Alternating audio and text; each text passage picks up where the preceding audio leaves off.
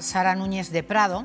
Ella es licenciada en Ciencias de la Información, bueno, y doctora además en ello, Geografía en Historia, en Derecho. Actualmente es profesora titular de Historia del Mundo Actual en la Universidad Rey Juan Carlos. Ha sido representante española ante el Consejo de Europa. En fin, tiene un currículum ampliamente y sobradamente contrastado, experta en relaciones internacionales. Bienvenida, señora Núñez. Nos gustaría conocer su opinión sobre el tema que nos preocupa al mundo en este momento. Hola, buenas tardes. Bueno, la opinión yo creo que es básicamente la misma que todas las que se han ido expresando desde que estoy oyendo el programa. Es decir, es una situación complicada, difícil, en donde hay que ser muy prudente, hay que tener mucho cuidado porque los resultados pueden ser muy negativos, no solamente para ucranianos, rusos, etcétera, sino para toda la comunidad y especialmente Europa. Entonces, en ese sentido hay que ser muy cuidadoso porque la situación está complicada, claro. Desde luego. Usted es autora, además de artículos y coautora con otros compañeros, es autora de más de una docena de libros, entre ellos, que es al que nosotros hacemos ahora mención, Historia de Rusia, de la Unión Soviética a la Federación Rusa. Es decir, conoce mucho esa intrahistoria del pueblo ruso, y yo creo que en estos momentos nos vendría muy bien que nos esbozara algunas líneas para entender lo que está sucediendo.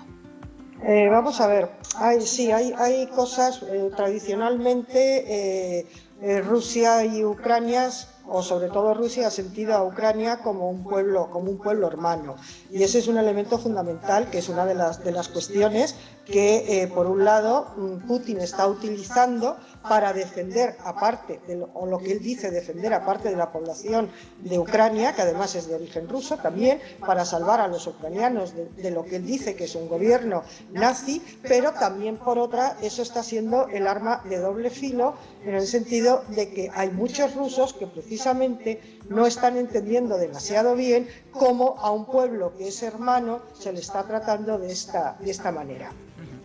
Eso, por una parte, es un elemento que tenemos que tener en cuenta.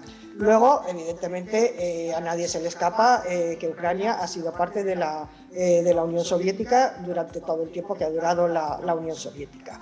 En ese sentido, el que Ucrania se independizara a partir de lo que es la caída de la Unión Soviética, en sectores muy amplios de Rusia, y concretamente en el entorno Putin o en el propio Putin, nunca se ha entendido. O sea, eso ha sido pues una de las peores cuestiones que ha podido pasar. No solamente lo que es la pérdida de Ucrania, que se convierte en país independiente y que, como digo, se considera una traición, sino que además lo claro, que... Ahí está, señora Núñez, el además y ese acercamiento, claro, o pretensiones a pertenecer a la Unión Europea y a la OTAN. Claro, ahí ya acabáramos. Claro. Cierto, pero yo me refería fundamentalmente a lo que la pérdida de todo lo que es la parte del este, que o bien pertenecía a la Unión Soviética o bien estaba dentro del Pacto de Varsovia, era un cinturón de seguridad que tenía la URSS, y ese cinturón de seguridad se ha perdido. Y si a eso añadimos lo que usted está diciendo, que obviamente tiene razón, de que determinados países que formaban parte de ese cinturón o de la propia Unión Soviética están mirando de alguna manera hacia Europa y hacia Occidente, pues evidentemente se siente como una amenaza. Y con estos mimbres, ¿hacia dónde camina Rusia? O mejor dicho, Putin. Pues no olvidemos que está Ucrania, pero ¿qué también salida le queda? Está Transnistria, por ejemplo, que Transnistria también es una zona que además quería ser rusa siempre y no estar donde está ahora. ¿Qué mimbres le queda? Bueno, a ver a dónde le dejamos llegar.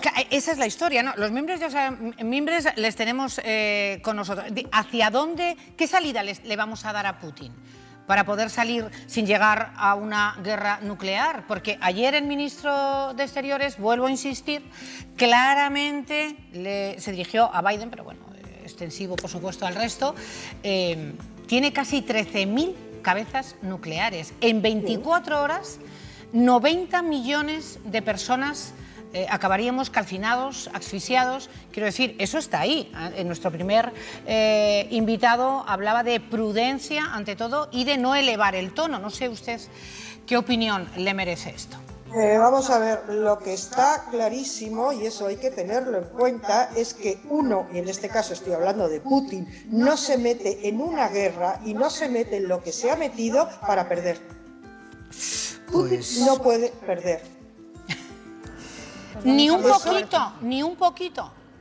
En una posible negociación, ¿cuál sería? Eso es otra cosa, claro. Eso es otra cosa. Ya. Una posible negociación, pero una negociación que le permita a él salir airoso. Claro, porque no olvidemos que tiene su país y que tiene su opinión pública y que tiene que dar la imagen que ha estado dando hasta ahora y de vencedor ante su opinión pública, porque si no, todo lo que le está pasando a Rusia ahora, quiero decir, el problema económico, los banqueros, los oligarcas que están perdiendo, la situación de aislamiento, la población que lo está pasando mal, todo eso lo puedes justificar si ganas, pero jamás lo vas a poder justificar si pierdes. Si te vas con el rabo entre las piernas. Con lo cual, la negociación tiene que ser una negociación medida, una negociación equilibrada, y una negociación que le permita a Putin volver con, yo no digo que con todo ganado, pero con alguna ganancia sí. ¿Confía en ello? ¿En que eso suceda? No tardando. Bueno, la fe es lo último que se pierde, ¿no? Dicen. Pues no la veo muy sí. Esperanza tenemos todos, pero con su preparación y con su experiencia en cuestiones internacionales, me gustaría que terminara la conexión, no sé, ¿en qué podemos confiar? A ver, hay una cosa clara, todo esto que se está diciendo de que si Putin está perdiendo, de que si se ha encontrado con lo que no esperaba, etcétera, etcétera, yo no lo comparto, ¿vale? Yo no lo comparto, yo creo que ni el ejército ni los generales rusos eran tontos, ni Putin lo es tampoco. Es decir, todo esto es un punto desde el punto de vista táctico, no está pasando, creo, nada que no tuvieran previsto que pasase. Para mí, Kiev, en el fondo, a Putin no le interesa. Lo que le interesa es tener Kiev para negociar, porque es la herramienta que va a tener para negociar y es la más importante con la que va a contar y sobre todo donde puede ceder. Entonces, ahí hay un margen de negociación. ¿Dónde creo yo que no puede ceder? Pues en toda la zona del este de Ucrania, el Donbass y Luhansk, ahí no puede ceder. Qué clarito habla, de verdad. Una suerte contar con el conocimiento de Sara Núñez de Prado. Profesora Núñez de Prado, gracias. Volveremos a entrar y a estar en contacto. Gracias.